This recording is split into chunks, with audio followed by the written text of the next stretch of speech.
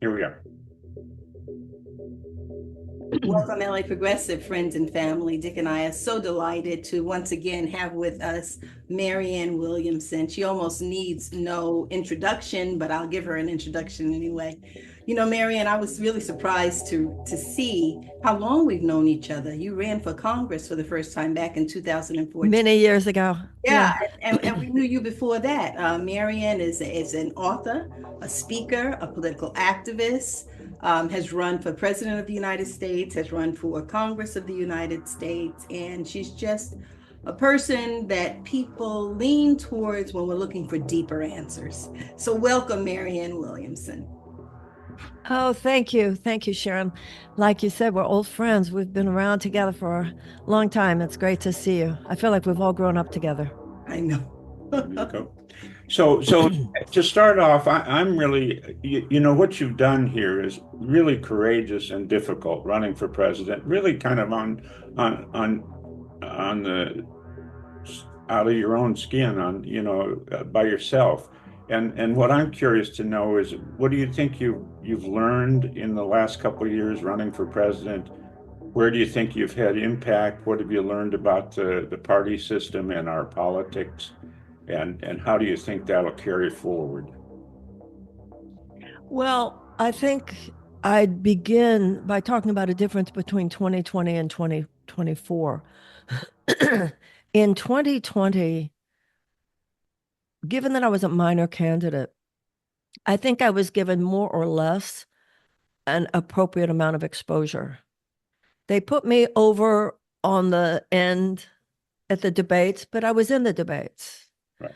I had a CNN town hall. And for a minor candidate, I think I was treated pretty fairly by CNN and MSNBC. Right. This time, clearly, the day I ran, I think I announced on a Saturday, and on Sunday morning, there was an ABC interview with Jonathan Karl, and also I was on MSNBC with Jonathan Capehart. Somebody said, get rid of her. Yeah. There's absolutely no doubt. Now, I'm a student of history, as you are. I know that George Washington warned us about political parties. He said that they could form factions of men more loyal to their party than to their country. I'm also old enough to remember when Eugene McCarthy and Bobby Kennedy Sr. primaried the incumbent president, Lyndon Johnson. I'm old enough to remember when Teddy Kennedy primaried, or began to primary anyway, Jimmy Carter. This narrative that, oh, we don't do that, was all part of, I believe, a very nefarious posture on the part of the Democratic Party this year. They were unabashed. They said that we see our job as making sure that Joe Biden is the nominee this year. Now, once again, going back historically, you and I grew up at a time when the political party stood in the background, and then the people decided, once again, we, the people, decided who the nominee would be, and then the party comes forward. Now, we all know what happened in 2016. They didn't do that. They put their hands, on the scale to make sure that it would be Hillary, which I think was a terrible, terrible, even fatal error for our entire democracy. Because if they had not done that, I don't know who would have won the primaries. It was close. I don't know if it would have been Hillary or Bernie. But either way, I don't think Trump would have become president in 2016 because people wouldn't have been so turned off and cynical about what had happened. I'm sure you know all this, but I don't know if everybody listening does. After the race in 2016, some of Bernie's ex-supporters took the DNC to court over the fact that it had so clearly rigged the process, basically. Their defense in court, and it's inconceivable, it's unbelievable to me that they won this case. They won this case on the argument, hey, we're not a governmental body. We don't owe it to the people to be fair. So people look to the political parties to be a conduit for representative democracy. And instead, they've become an obstruction to the representative democratic process, because they are small at this point, led by a small group of people, somewhat shadowy. We don't know exactly who, but some of them are so obviously who basically think they have the right to decide who the nominee is going to be. Now, how is that any different from the Soviet Union? The old Soviet Union, yeah, you can vote, but we're going to determine who the nominees, the candidates can be. So in 2024, from the very beginning, there was, she doesn't exist. It was like, when you invisibilize people would be disappeared. I was like electorally disappeared. And they not only, there's a lot of talk about censorship and disinformation. It's not, to me, candidate suppression is a form of voter suppression. Because if you're a Democratic presidential candidate, FEC registered, and let's remember what the Constitution says makes a person qualified.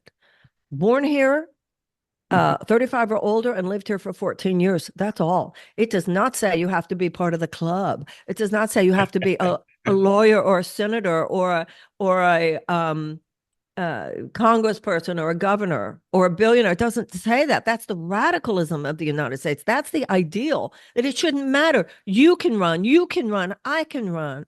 But they are a complete gatekeeping function. And they work with their media partners. So CNN would not have me at all.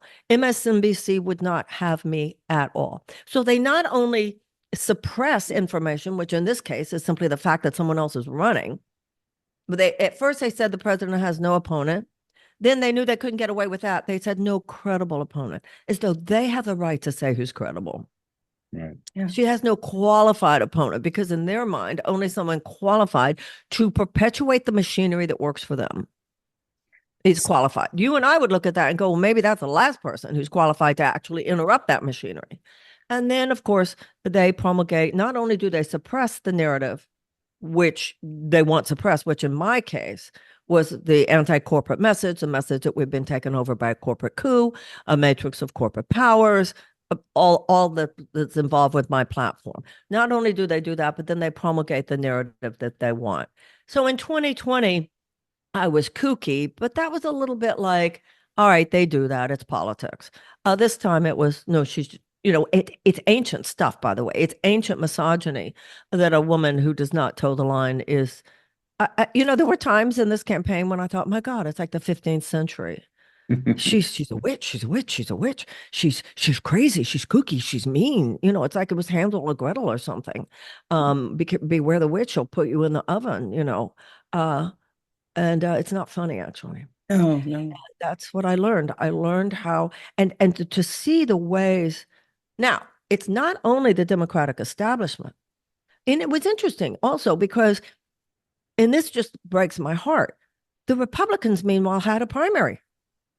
They had a primary. They don't treat people like Nikki Haley or Vivek Ramaswamy as the enemy. They're an opponent. Right. I mean, Trump did.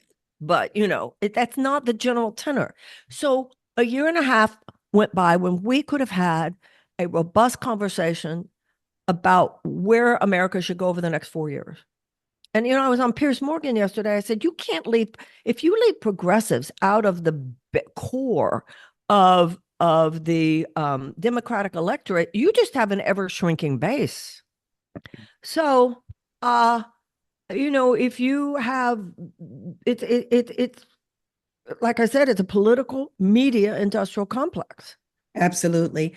And you have women on The View. The lies, like Sunny Hostin gets up there and lies about my work with AIDS. My work with AIDS. Yes. You have Karine Jean-Pierre getting up on the presidential podium the first week to say, make fun of me like I look in a crystal ball.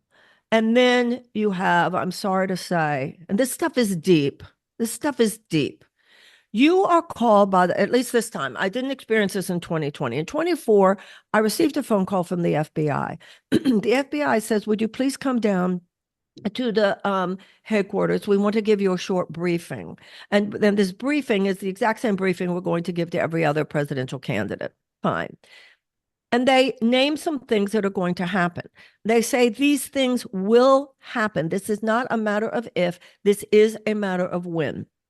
And they talk about infiltration, and they talk about the ways they mess with you, and they talk about the manipulation and the engineering and what they will do. And then they say the main suspects are Russia, China, and Iran. Well, let me tell you, in my case, it wasn't Russia, China, or Iran. It was the DNC. It was the Democratic establishment. Right. And then, just to close this up, I don't see where the left completely bought it. They know part of what they do is they figure out, what do we say to this group to make them think that they couldn't possibly listen to her. And it's always amazing to see the left played. It was amazing to see how much of the left is made up of people into brand protection. And if you make a candidate appear ridiculous, or she becomes radioactive, then you'll appear radioactive. You'll appear like a joke if you even platform her. I mean, to me, whether it's Joe Rogan, Lex Fridman, Emma Vigeland, any of them, they have power. If you don't, I remember hearing, during 2020, I was on Pod Save America, and I had a very fair interview. This time he said, "Oh, she just wants clout." He mentioned me. Or George Stephanopoulos saying, "Oh, it's just a message campaign."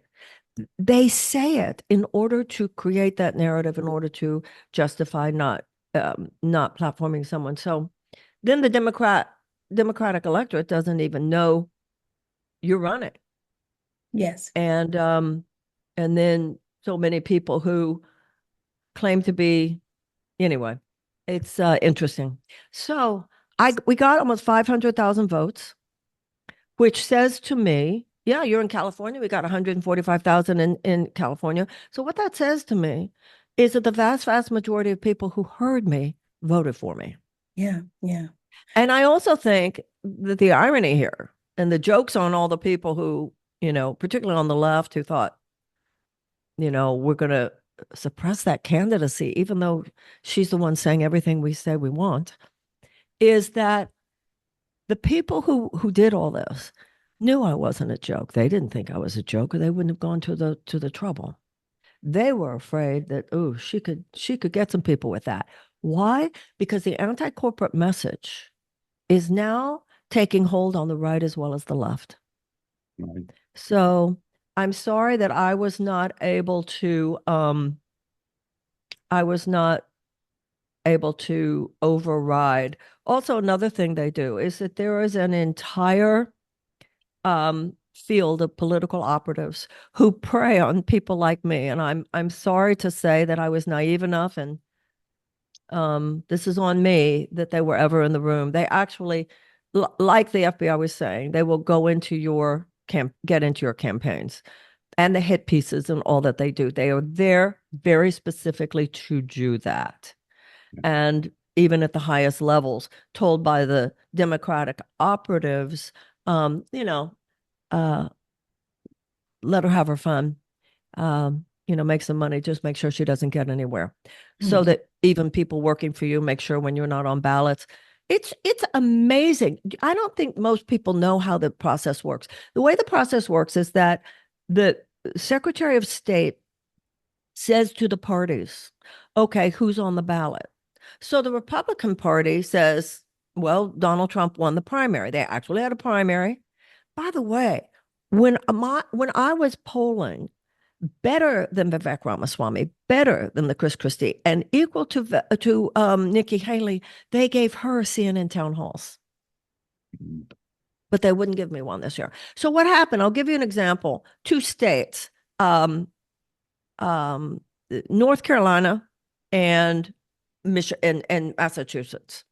So the Secretary of State of North Carolina says to the head of the Democratic Party, okay, who goes on the ballot, for the primary? And they said, they said Joe Biden. And they said, we thought that Dean Phillips and Marianne Williamson were running. No, no, just Joe Biden. Now, in Massachusetts, it's interesting because the Secretary of the Commonwealth said, no, we're putting the other two on too. But in the vast majority of cases, they go, okay.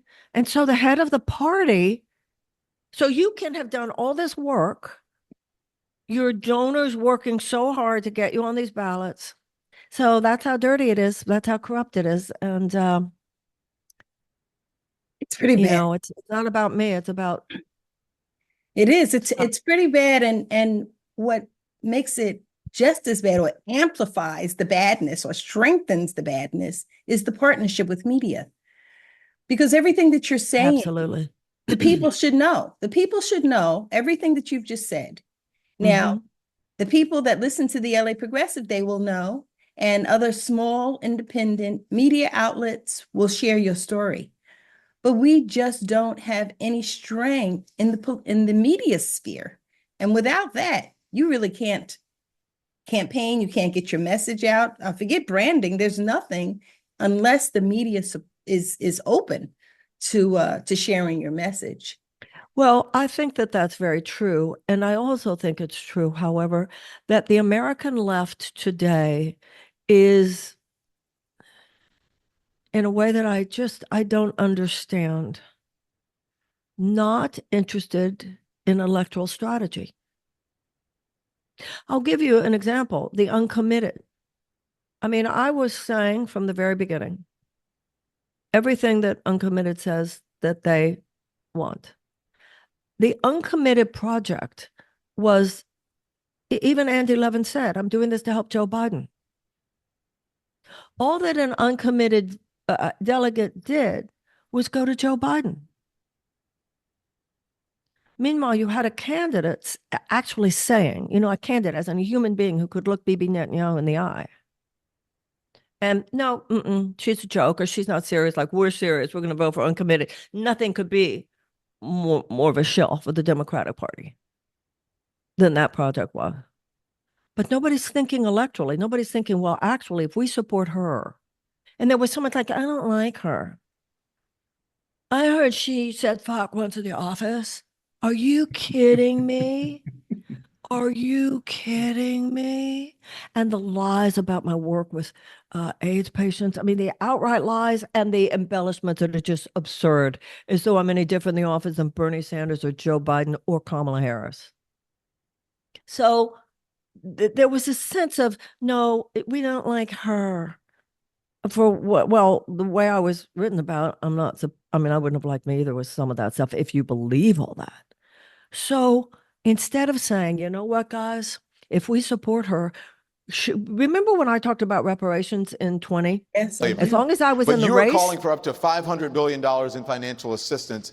What makes you qualified to determine how much is owed in reparations? Well, first of all, it's not $500 billion in financial assistance. It's $500 billion, $200 to $500 billion payment of a debt that is owed. That is what reparations is.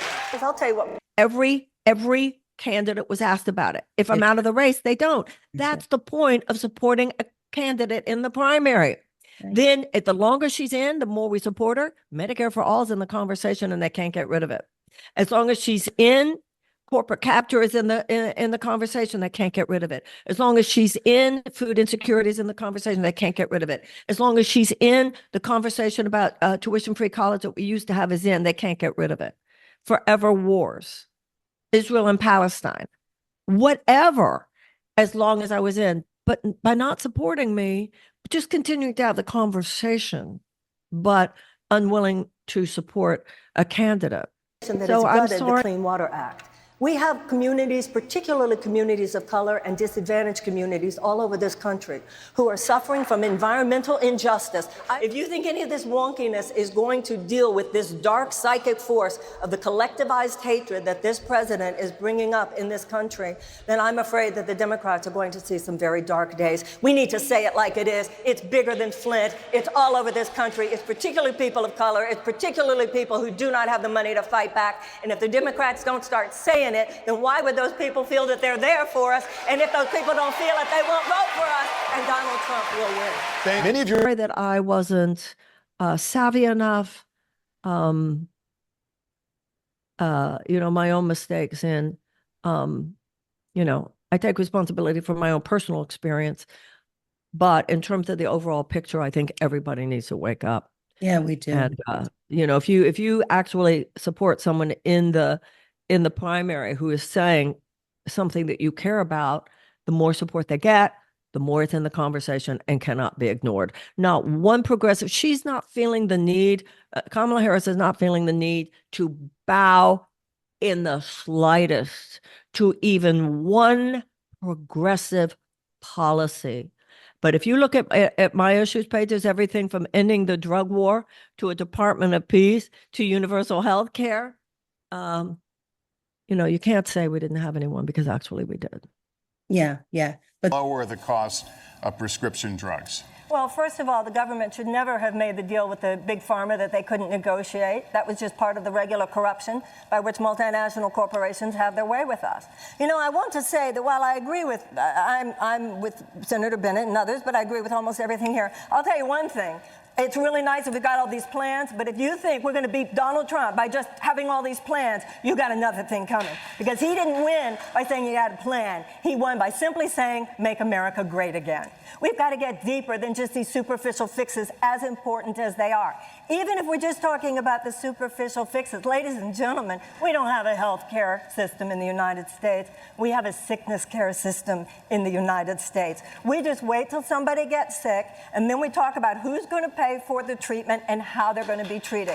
What we need to talk about is why so many Americans have unnecessary chronic illnesses, so many more compared to other countries. And that gets back into not just the big pharma, not just health insurance companies. It has to do with chemical policies. It has to do with environmental policies. It has to do with food policies.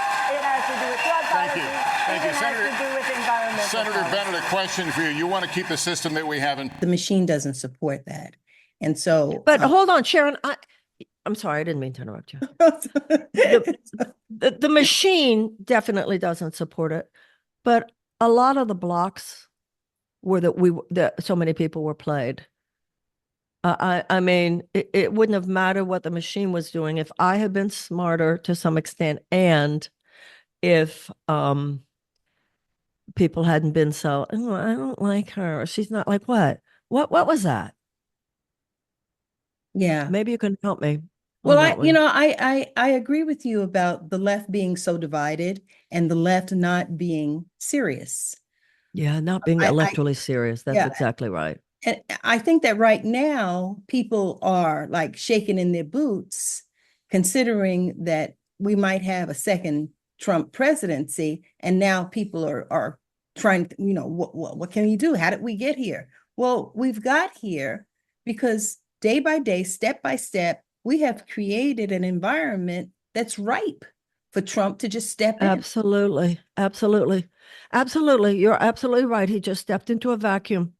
When Franklin Roosevelt said, we won't have to worry about a fascist takeover as long as democracy delivers on its promises. In the absence of universal health care, which every other not only advanced democracy, but every other advanced nation has. We don't have universal health care. 70% of the American people live with chronic economic stress.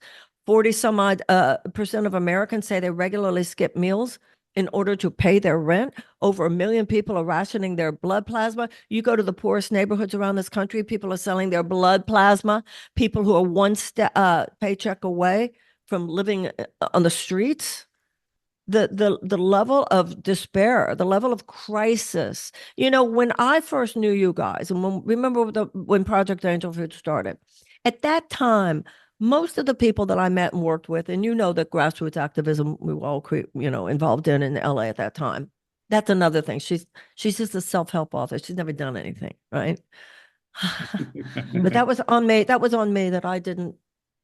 If you don't get in there and establish your own narrative, they overwhelm you establishing the narrative as they see fit. That was on me. Listen, it's not like I didn't make my mistakes. But when I first knew people whose lives were in crisis back in the 80s, whether it was AIDS or anything else, for most people that I met, the crisis was the exception and not the rule. Yeah. It was towards the end of the 1990s, particularly when I went to Detroit, that I began to see something has shifted in this country. Of course, complete blossoming of the Reagan Revolution. And I began to see how many people's crises were the rule and not the exception. It wasn't just that you had cancer, it's that you didn't have health care. It wasn't just you couldn't find a job, you couldn't live on just one, and so forth and so forth.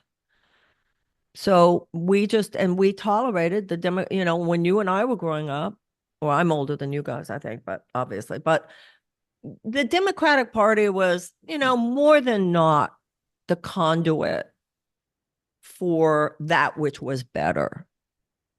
And we tolerated the Democratic Party. I always say the Republicans started it, but no Democratic president stopped it. This slide to oligarchy, this $50 trillion transfer of wealth into the hands of less than 1% of Americans. That's right. And here we are. That's right. Yeah. And my main theme, and one of the subtitles of the LA Progressive is the centrality of race. And so what I believe is that if we had been paying attention to what is happening to the fringe of this country, those who are oppressed, what we're looking at is our own future. It's sort of like we're the canaries for the coal mine. So before the economic crisis of 2008 and the foreclosure crisis, that crisis hit Black and brown communities a year or two before that. So it's almost like we're a barometer as to the economic and democratic health of this country. It doesn't take long to figure out, oh, this is sort of like a cancer, and it's going to spread unless we put an end to it. So I'm hoping that as a result of us being in the crisis that we are now, that we won't look for the same old solutions, that we'll take it to heart that the progressive and the left-leaning organizations need to unite and develop strong ways of communicating, strong media networks. They don't necessarily have to be modeled after the right, although the right and Fox pretty much just set the agenda for this country. So I'm wondering, in your opinion, did you get any support from progressive media? I mean, of course, the LA Progressive endorsed you, but was there significant in the small independent media sphere? Kyle Kulinski was wonderful to me. I disagreed with Kyle later on when he said, kind of give it up, Marianne, and let's go with uncommitted. Because like I said, uncommitted was just giving delegates to Joe Biden. But Kyle was wonderful. And Crystal particularly at the beginning, definitely. I always felt Brianna was It's standing ovations. Yeah. When I'm talking to people because I'm talking about where America is. The idea that I'm not the serious candidate, those people are not serious about the fact that people don't have health care. Those people are the ones who aren't serious about the fact that people are rationing insulin. Those are the ones who aren't serious about the fact that this planet could be uninhabitable the way they're ramping up fossil fuel extraction. They're the people who aren't serious about the suffering involved in having to work 2 or 3 jobs. Yeah. Not having a place to live. So this is the serious candidacy. And for people who are on the left, like you sent me the article about AOC. How are you going to? Was fair to me. And I really appreciated that because there are some places where she and I diverge, but she and I was really, and we're friends too. And she never pretended we weren't, but she really talked about me as though I was a serious candidate. There was this easy derision. Yeah. I remember hearing Emma Vigeland say something like, I just think her candidacy is overrated. What does that even mean, Sharon? Then have me on. Ask me the tough questions. One thing about Fox, it's so interesting. When Fox would first have me on, I would joke with them. I would say, well, you're only having me on because you want to mess with Biden. So, But then as it continued, they were the only ones asking me real questions. They were the only ones actually interviewing me on things like Neil Cavuto, who I came to respect. Al Jazeera America was the only, and when I walked into Al Jazeera, they were so supportive and they were so encouraging. Al Jazeera America was the only one that gave me a serious interview on the Middle East. So the left wouldn't do it either. I wasn't like good enough to, and then you see people who you thought were your friends. It was quite something because I had never been the uncool girl in class before. Oh, you can't be known with her. You can't, it's not good for your brand, people like Steven Donziger and stuff. So it was personally hurtful, but you have to get over that. Yeah. So you say the progressive viewpoint has been absent in this election, really, to my mind. The disorganized progressives, the people who read LA Progressive and especially comment on the articles, I mean, they are so up in arms about Gaza and Israel that they're not voting for either candidate. And yet it's barely a conversation with Kamala Harris or Donald Trump. I mean, at most you get Israel has a right to defend itself. We got to do something for the Palestinians. Move on to the next topic. And then the other progressive topics. I mean, Medicare for all. Apparently, that's been solved because nobody says a word about it. And other things that progressives typically have wanted. It seems like all that conversation has been sidelined since a couple of years ago when they started gaslighting us that Joe Biden was the guy to go with and be quiet. You be quiet and anybody else. Do you agree? Well, once again, when you say that the progressive conversation has been absent, it's just heartbreaking for me. It's like I was speaking into the wind. Right. Look at my issues pages. Anywhere I would show up, I spent a year and a half of my life. And when you run for president and you're someone like me, every morning you're waking up and it's like on some plane, you're walking into an alley to be beat up. The things people would say and the way people would talk about me, there was an irrational animus. It was beyond the normal. It was so misogynistic. I couldn't believe it. I'd never experienced anything like that. So it was here, and there was such a resistance. We want the conversation, but we don't want her or whatever. Because if you really wanted the conversation, it was there, and that includes Israel and Gaza. I've been talking about, I'm Jewish. I've been talking about Israel and Gaza for decades. And from the beginning, I was talking about a ceasefire before they even went in. Right. I was saying, and I'll tell you the way not to go. And but completely ignored. So there was this willfully ignoring. So when people say we didn't have anyone, maybe they don't like me, but they shouldn't get away with saying we didn't have anyone because you sure as hell did. And that includes. But as you say, that we may have had you, but we damn sure worked really hard to silence your voice, as you say. That's exactly right. And well, I mean, unless you get your word out, it's hard to say that, But then the left also, Dick. But the left also. Yeah. I mean, there were not lefties saying, well, actually, Marianne Williamson is saying that. That's what she's been saying. Look at her issues page. Look at these videos. It is fascinating and horrifying, the effect of social media. I'm doing a thing later today with Matt Taibbi. It's unbelievable how the internet operates and the power it has. Yeah, some ex-employee who doesn't know me, who I had one conversation with, doesn't know me, doesn't know publishing industry, doesn't know books, doesn't know my career, says it's a book tour. Yeah. And the next, she's just on a book tour. What book? Tell me the name of the book, okay? As though my career as a spiritual author has been served by this. Let me tell you something. It has not. The way to sell spiritual books is to keep your mouth shut about politics, I assure you. And a lot of the people who read my kinds of books, they're apolitical. Many of them are conservative. So the idea, these things become doppelgangers. This narrative about you that you can't fight, this competing narrative. So when it comes to Israel and Gaza, once again, you had a person. And if I had if you look at those uncommitted votes, if they had actually voted for the person who is saying exactly what they said they wanted, that was the way to get the ear. That was the way to be something that could not be ignored at the convention. So now that you've had this experience twice, and clearly, as you've stated, 2020 was different than 2024. If you ever were to do it again, What are some of the things that you know now that you would approach differently? The places where I myself was stupid. In 24, some of the hires were absurd. And some of the people I allowed myself, there are two people who were stellar, who are stellar, who I think the world of.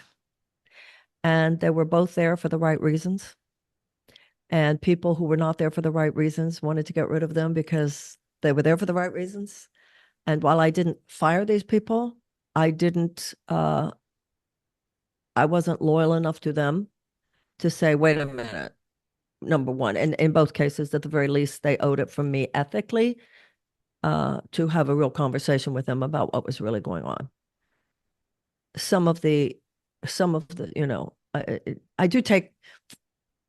I have said everything I've said about the system, but the ultimate responsibility and bottom line is me. I've learned about my own mistakes. I've learned that I did a video about the campaign, but the second video, which should have come right on the heels of that, should have been the grassroots activism that I've done in my life, peace building, race reconciliation, AIDS, and so forth. If you don't make that clear, they can just come in and say she's a self-help author who believes in sound bowls or something. And you guys know my work spiritually as well as politically enough to know that's not true. But that was on me. And then once they do that, and it's so powerful, and the hit pieces, some of the hit pieces, when you were running for president, certainly in a situation like mine, it's not even that later you go to post-traumatic stress. You're in present traumatic stress. So, for instance, at the very beginning, when Karine Jean-Pierre gets up on the presidential podium and does that ridiculous thing, I got right on the internet, and I did a video about it. I should have done the same with other attacks against me. So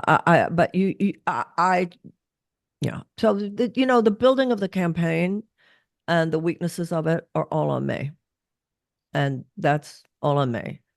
So that's what I learned, and it's very disappointing to forgive yourself for, it's painful sometimes. Forgiving yourself is as difficult as forgiving others. But going forward, the thing is, and I felt this in 2020, but I felt it just as much in 2024. And the almost, to me, heartbreaking dichotomy here is that, yes, the system is as corrupt as it is. Yes, the political media industrial complex, and including in that, the political operative complex, and some of the most people for whom ethics mean nothing. Yes, that's true. However, the American people are more decent, more wonderful. The people are not the problem. So if you look at that 500,000 votes we got, right? People say, oh, the Americans are so dumb. This country elected Lincoln twice. The people are not the problem. The people are ready. This country is hardwired for greatness. We have a history of evil as well as greatness. But if you look at it, generations have risen up to course correct the evil. Yes, we had slavery, but we also had abolition. Yes, we had the institutional suppression of women. We also had women suffragists. Yes, we had the Gilded Age. We also had the establishment of the labor movement. Yes, we had segregation, but we also had the civil rights movement. We are heir to greatness. We are heir, sometimes on the left is as unbalanced as the right. The right talks about everything America's done right as though we've never done anything wrong, which is absurd. But sometimes the left talks about like we've only done things wrong and we've never done anything right. So what are you going to, so abolitionists, women suffragists, civil rights movement, are you kidding? So I think that this country is ripe for repair. And that's where I feel so sad that I did not succeed at making more of a dent, because the potential is there. I saw it. And I saw it even among people who said that they voted for Trump last time, but I'd vote for you. When you start talking to the American people And this is why they didn't want me out there. When you start saying there's a matrix of corporate powers, it's insurance companies, pharmaceutical companies, big food companies, big chemical companies, big agricultural companies, big gun manufacturers, big oil and defense contractors. At this point, their profits supersede your safety, health, and well-being. Right. Their profits supersede all humanitarian and democratic values. They own the Supreme Court. They own Washington at this point. And this is what we need to do about it. There is a listening. There's an instinctive knowing. It's so true.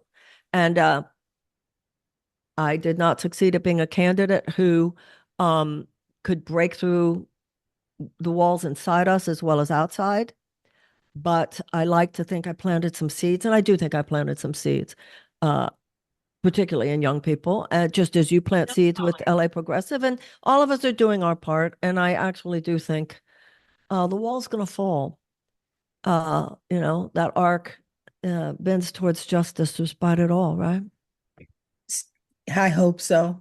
After Bernie, after his last bid, he maintained an organization, which I think it's still, is it Our Revolution?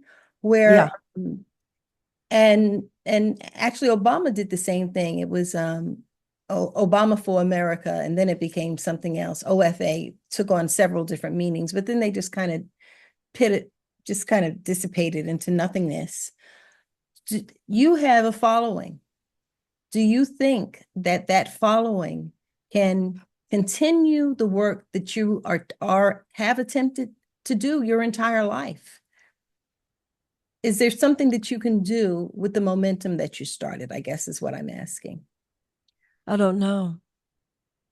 That's not something I can know right now. I have to try to put my life back together after what was kind of a shattering experience. I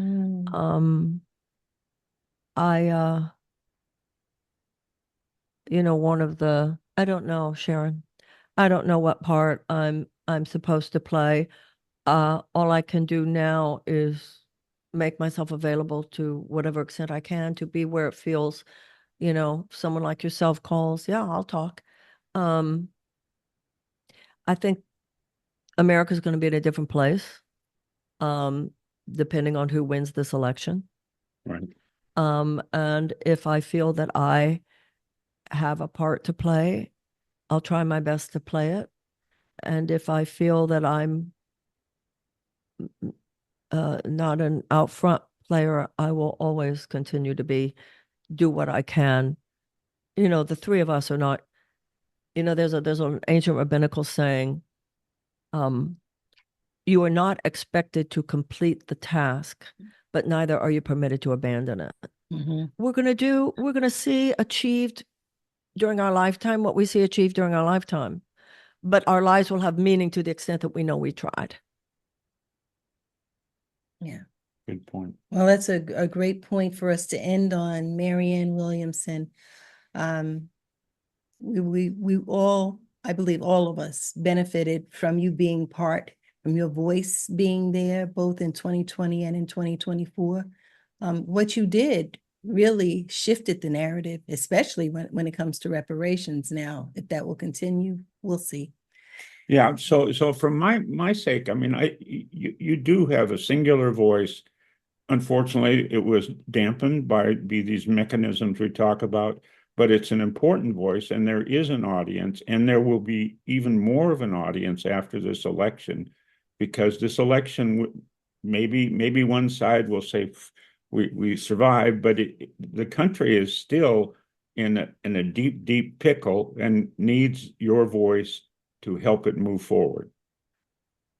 Well, both of you are people who I listen to. I read you, I listen. And so it means a lot to me to hear you say that. And I thank you. Thank you very, very much.